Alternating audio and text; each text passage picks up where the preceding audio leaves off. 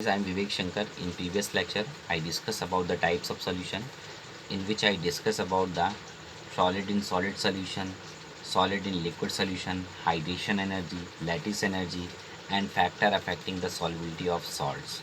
Today I discuss about the solubility of gases in liquid and Henry law and its application as well as its characteristics. So guys, let's start the topic now. Henry law. Solubility of gases in liquid at a given temperature is directly proportional to the pressure at which it is dissolved. कहने का मतलब बेटे ये है कि किसी भी gas की जो सॉलिबिलिटी होती है ना, वो किसी भी गैस की जो सॉलिबिलिटी होती है लिक्विड में किसी दिए हुए टेम्परेचर पर, वो डायरेक्टली प्रोपोर्शनल होती है जिस प्रेशर पे वो गैस डिज़ोल्व होती है। और जिस प्रेशर पे जो गैस डिज़ोल्व होती है उसे हम लोग पार्शियल प्रेशर बोलते हैं। क्या बोलते हैं बेटा? Partial pressure. जिस गैस का जितना पार्शियल प्रेशर होता है उतनी ही गैस वो लिक्विड में डिज़ोल्व होती है। सो गाइस, ये बात आपको क्लियर हो गई। तो आप हेनरी लॉ बिल्कुल पूछा भी जाता है, बहुत इंपॉर्टेंट है। तो आप बता सकते हो solubility of gases in a liquid at a given temperature is directly proportional to the pressure at which it is dissolve. So guys, है ना, आगे इसकी बात करते हैं। तो ये आपको क्लियर हो गया। आप जानते हो किसी भी गैस की जो सॉल्युबिलिटी होती है किसी लिक्विड में, है ना, किसी दिए हुए टेम्परेचर पे, वो डायरेक्टली प्रोपोर्शनल होती है ना, उस प्रेशर पे जिस पे वो गैस डिज़ोल्व होती है। ठीक है गाइस, तो ये बात क्लियर हो गई। अब बात करते हैं, P इज इक्वल टू होता है आपका पार्शियल प्रेशर। पार्शियल प्रेशर और एक्स होता है आपका मोल फ्रैक्शन। क्या होता है बेटा? Mole fraction. सो गाइस, ये मोल फ्रैक्शन किसका होगा? Mole fraction of gas in the solution, है ना, जो सॉल्यूशन में गैस प्रेजेंट है उसका मोल फ्रैक्शन। सो गाइस, जो फार्मूला होता है वो आप कैसे ड्राइव कर सकते हो? जो पार्शियल प्रेशर वो डायरेक्टली प्रोपोर्शनल होता है mole fraction of the gas in the solution. तो ये प्रोपोर्शनलिटी का कांस्टेंट हटेगा बेटे, तो प्रोपोर्शनलिटी का साइन हटेगा तो क्या बैठाएंगे इसकी जगह? एक कांस्टेंट बैठाएंगे। तो ये हो जाएगा P इज इक्वल टू के एच इंटू एक्स। ये जो आपने फार्मूला बनाया है, यही फार्मूला आपका हेनरी लॉ का फार्मूला होता है। और जो के एच है बेटा, यहाँ पर हम लिख सकते हैं वेयर, है ना, where K H is equal to Henry constant. ये क्या है बेटा? हेनरी कांस्टेंट है।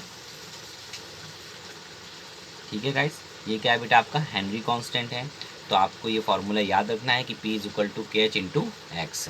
और अब हम लोग बात करते हैं, तो आपको ये अभी तक जो मैंने बात बताई कि हेनरी लॉ क्या होता है, तो हेनरी लॉ आपको बिल्कुल क्लियर हो गया कि solubility of gas in a liquid at a given temperature is directly proportional to the pressure at which it is dissolve. ठीक है।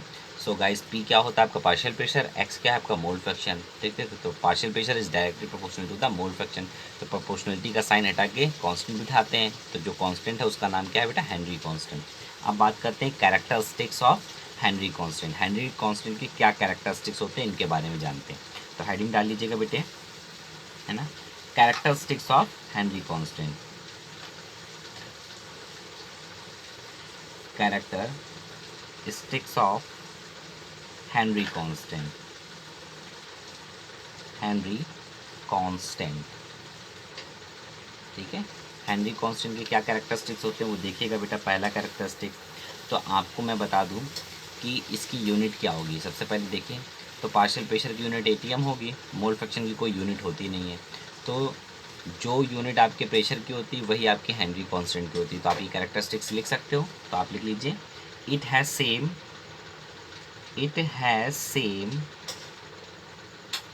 यूनिट ऑफ प्रेशर, है ना, it has same unit as pressure, sorry as लिखिएगा बेटा, ठीक है, as pressure. ठीक है। सेकंड बेटा क्या है? सेकंड क्या हो सकता है? आपको मैं बता दूं कि जो हेनरी कांस्टेंट का वैल्यू होता है वो डिफरेंट गैसेस के लिए डिफरेंट डिफरेंट होता है। हर एक गैसेस के लिए अलग अलग होगा वो हेनरी कांस्टेंट का वैल्यू। ठीक है, तो आप ये भी लिख सकते हो, different gases have different gases have different value of Henry constant। तो हर एक गैस का जो हेनरी कांस्टेंट का वैल्यू होता है वो डिफरेंट डिफरेंट होता है, ठीक है गाइस। तो आप इसको भी कैरेक्टरिस्टिक के फॉर्म में एक तरह से लिख सकते हो। एंड थर्ड क्या होता है बेटा, है ना,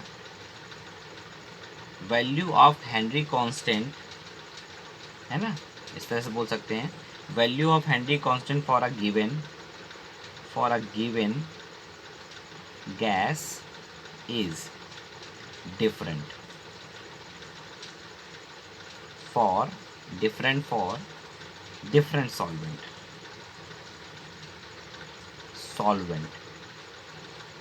and it it increases with increases temperature, with increases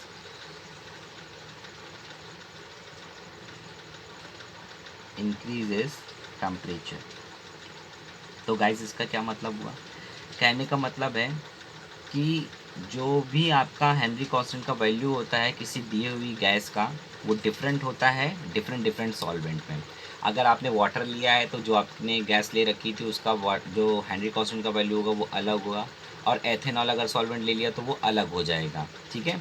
और ये इंक्रीज़ करता है, जैसे जैसे आप टेम्परेचर बढ़ाते जाओगे हेनरी जो कांस्टेंट का वैल्यू है ये भी आपका इंक्रीज़ करने लगेगा, ठीक है गाइस। तो ये भी बात क्लियर होगी आपको कि भाई डिफरेंट गैसेस जो होती हैं उनका वैल्यू भी, जो हेनरी कांस्टेंट का वैल्यू तो वो डिफरेंट डिफरेंट होता है, और डिफरेंट डिफरेंट सॉल्वेंट में भी होता है, ये भी याद रखना है ना। थर्ड वाला है, सेकंड वाला भी मैंने आपको क्लियर किया, थर्ड वाला भी मैंने आपको बताया कि हेनरी कांस्टेंट का जो वैल्यू होता है किसी गिवन गैस का वो सॉल्वेंट पे डिपेंड करता है। आप इस तरह से बोल सकते हो डिफरेंट डिफरेंट सॉल्वेंट का में डिफरेंट डिफरेंट होता है। अगर आप वाटर लोगे तो आपका KH का वैल्यू अलग होगा, एथेनॉल में अलग होगा, लिक्विड अमोनिया में अलग होगा। सो गाइस, और ये इंक्रीज़ करेगा जैसे जैसे आप टेम्परेचर बढ़ाते जाएंगे। एंड फाइनली फोर्थ कैरेक्टरिस्टिक्स क्या है बेटे, higher is the value of KH of a gas lower will be the solubility. मतलब जितना ज़्यादा KH का वैल्यू होगा उतनी कम उसकी सॉल्युबिलिटी होगी। तो आप ये लिख सकते हो, higher is the value, higher is the value, higher is the value of किसका बेटा, Henry constant of a gas, lower will be lower will be its solubility, its solubility। So guys, तो मैंने आपको इस वीडियो में या इस lecture में मैंने आपको हेनरी लॉ बताया, उसका फॉर्मूला मैंने यहाँ बताया है ना, और साथ ही साथ उसके कैरेक्टरिस्टिक्स को मैंने यहाँ पर एक्सप्लेन कर दिया है। अब मैं ये चाहता हूँ कि मैं आपके साथ, है ना, अगर मैंने आपको इसकी कैरेक्टरिस्टिक्स बताए हैं तो मैं इसकी लिमिटेशंस भी आपको यहाँ पर क्लियर कर दूँ, है ना। तो लिमिटेशंस क्या होती हैं और एप्लीकेशन भी मैं यहाँ पर डिस्कस करूँगा। तो गाइस, मैं अब थोड़ा सा इसको मैं फोल्ड कर रहा हूँ बेटे, ताकि मैं आपको आगे की जो चीज़ें हैं वो लिख के दिखा सकूँ, ठीक है गाइस। आपको क्लियर हो रहा होगा, आप वीडियो को पॉज करके लिख भी सकते हैं। चलिए, नेक्स्ट जो है मेरा क्या है, लिमिटेशंस ऑफ हेनरी लॉ। या हम हेनरी लॉ की क्या देखने जा रहे हैं, लिमिटेशंस। अगर हम लोग लिमिटेशंस की बात करें, लिमिटेशंस ऑफ हेनरी लॉ, है ना, हेनरी लॉ की क्या क्या लिमिटेशंस होती हैं ये भी बहुत इंपॉर्टेंट है, पूछी जाती हैं। तो आप लोग इसको ध्यान से लिख लीजिएगा और याद भी रखिएगा। तो पहली लिमिटेशंस होती हैं, pressure of gas is not too high. मतलब किसी भी गैस का प्रेशर बहुत ज़्यादा नहीं होना चाहिए। बहुत ध्यान समझिएगा बेटे इसको, ठीक है। लिमिटेशंस हैं, किसी भी गैस का प्रेशर बहुत ज़्यादा है तो वो हेनरी लॉ को कभी भी फॉलो नहीं करेगा। तो आप लिख सकते हो इसको, pressure of gas is not too high, ठीक है। एंड थर्ड, टेम्परेचर भी ज़्यादा नहीं होना चाहिए। तो आप इसको भी लिख सकते हो सेकंड पॉइंट में, temperature is not too low, sorry high नहीं, लो होना चाहिए, है ना, लो नहीं होना चाहिए कि बहुत कम टेम्परेचर हो, ठीक है। तो यहाँ पर आप लिख सकते हो, temperature is not too low.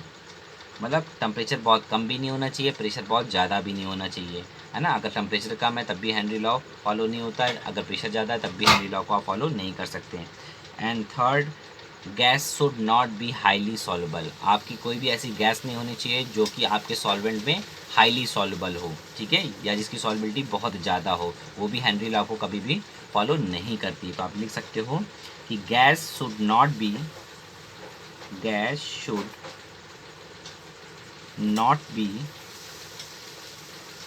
Highly soluble, है ना, बहुत ज़्यादा गैस की सॉल्युबिलिटी भी नहीं होनी चाहिए, ठीक है। एंड फोर्थ एंड लास्ट की बात करते हैं, लास्ट लिमिटेशंस क्या होती हैं। Gas should not go any reaction with solvent and dissociation है ना, एसोसिएशन इन द सॉल्वेंट। कहने का मतलब बेटे क्या है मेरे, बहुत ध्यान समझिएगा कि गैस जो है वो किसी भी तरह से रिएक्शन नहीं करनी चाहिए, है ना, सॉल्वेंट से, चाहे वो एसोसिएशन हो चाहे वो डिसोसिएशन हो। तो आप इसको इस तरह से लिख सकते हो, gas should not go any reaction, gas should not go any reaction with solvent, है ना, and association and dissociation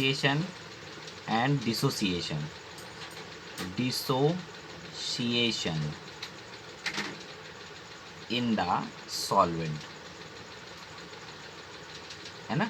तो गैस जो है बेटे वो पहली बात तो रिएक्ट नहीं करनी चाहिए किसी भी तरह से सॉल्वेंट से, और ना तो उसमें सॉल्वेंट के साथ एसोसिएशन उसका होना चाहिए, ना ही उसका डिसोसिएशन होना चाहिए। तो ये क्या है बेटे, लिमिटेशंस है। किसकी लिमिटेशंस है आपकी, ये हेनरी लॉ की आपकी क्या है बेटे, लिमिटेशंस हैं। तो आपको मैंने लिमिटेशंस भी बता दी, साथ ही साथ मैंने आपको हेनरी लॉ, उसकी कैरेक्टरिस्टिक्स, उसकी लिमिटेशंस को मैंने यहाँ पर डिस्कस कर लिया है।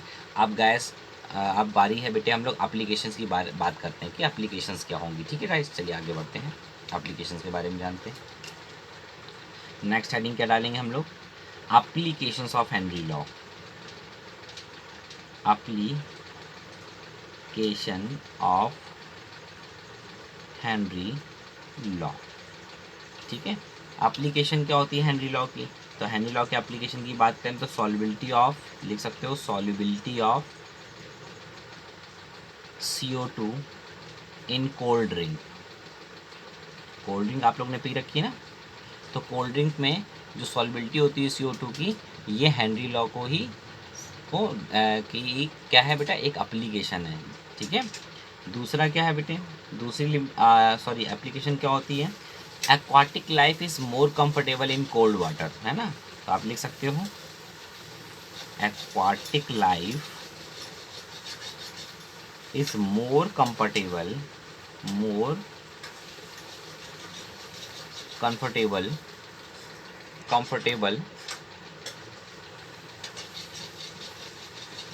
इन कोल्ड वाटर, ठीक है। तो ये क्या थी बेटे, एप्लीकेशंस थी, ठीक है गाइस। अब हम क्या करते हैं, एक न्यूमेरिकल्स है, वो मैं आपको न्यूमेरिकल जो है, एक्चुअली में न्यूमेरिकल्स के लिए मैंने एक अलग वीडियो बना रखा है आपके लिए, है ना। हेनरी लॉ के जितने भी न्यूमेरिकल्स हैं, है ना, जितने टाइप से पूछे जाते हैं वो न्यूमेरिकल्स मैं आपके साथ डिस्कस करूँगा। सो गाइस मैंने आज आपके साथ हेनरी लॉ क्या होता है वो डिस्कस किया, characteristics of Henry law constant discuss किया, लिमिटेशंस क्या होती हैं ये भी मैंने आपको डिस्कस किया, और साथ ही साथ मैंने उसकी एप्लीकेशंस भी आपको बता दी हैं बेटे। तो गाइस अब आपके पास है, अब आपका केवल लेकिन लास्ट वीडियो बाकी है हेनरी लॉ का, जिसमें मैंने सिर्फ और सिर्फ न्यूमेरिकल्स करा रखे हैं। तो वो वीडियो मैं अपलोड करूँगा, और अगर आप लोग बोलें तो मैं, है ना, ओसवाल्ड जो वर्कर मेथड होता है ना, ओसवाल्ड वर्कर मेथड जो होता है उसकी भी मैं एक वीडियो आपको बना के दे सकता हूँ अगर आप लोग बोलें तो, ठीक है। तो ये आपका यहाँ पर सोल्यूशन जो चैप्टर होगा वो ख़त्म हो जाएगा। सो गाइस इसके बाद आपका टेस्ट है, तो आप लोग अच्छे से तैयारी करिए, और अगर आपको मेरा वीडियो अच्छा लगे तो लाइक एंड सब्सक्राइब करना ना भूलें। Thank you so much for watching my video, thank you so much guys.